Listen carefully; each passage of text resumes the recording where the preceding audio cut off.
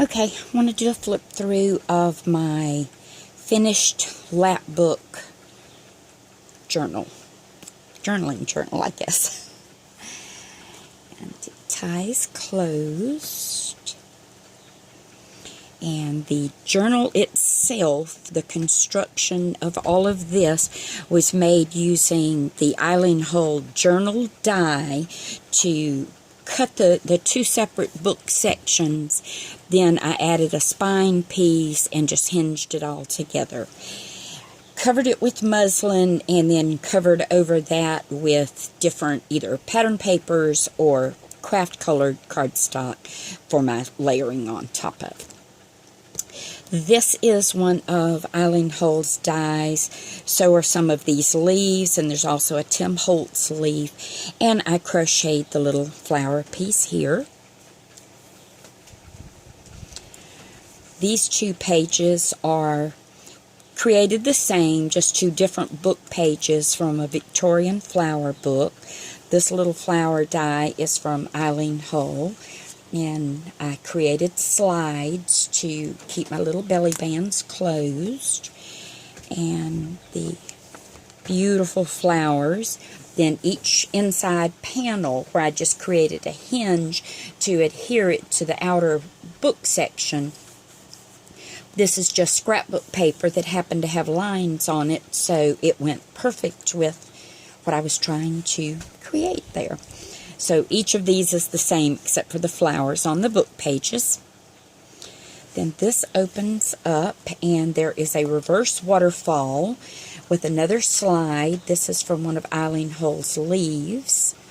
And it's reverse because instead of looking at it and seeing the pages get longer as you go, it reverses like this. And each page is shorter as you flip them up. The inside back, this is also a die from Eileen Holtz, and it is perfect for making tuck spots. It's from her hydrangea die set. Each of these pages is covered with a botanical image in a color instead of it just being black and white.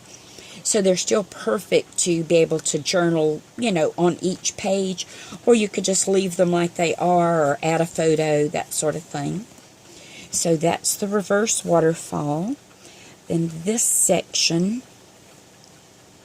starts with this little zigzag pocket page because I wasn't really sure what to call it when I started making it.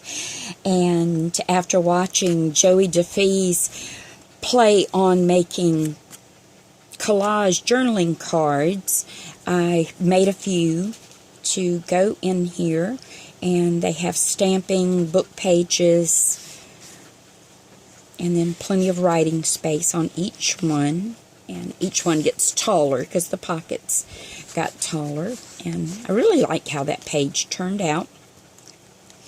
Then the back side of that page contains the rest of the page from this image that was out of an Edith Holden book.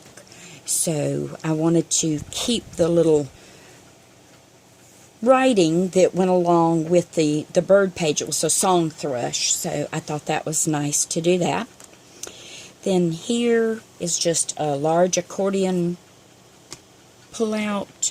Back here is a very large fold-over tag, so plenty of journaling type space. And then just the beautiful botanical papers. They were from a K & Company pad. Let's see if my little fingers will let me tie that. It won't right now, so I'll just fold that over. Then when this side opens up, here I created one of my little accordion pockets. Well, actually, this is a big accordion pocket, because it's such a large book. So when it opens up, there's a different colored cardstock tag in each of the pockets. It's the colors that I used within the book in various ways. And then I put another one of those border die pieces to create a tuck spot for the top there. Then this is the stacked envelope page. And the envelope that I used was from a Tim Holtz die. So each envelope has its own little tag in the pocket, or journaling card in the pocket, and then each one tucks into the envelope, in front of it. And I made the front to be just a little pocket, so that envelope would have a closure, and then another one of the little collaged cards tucked in there.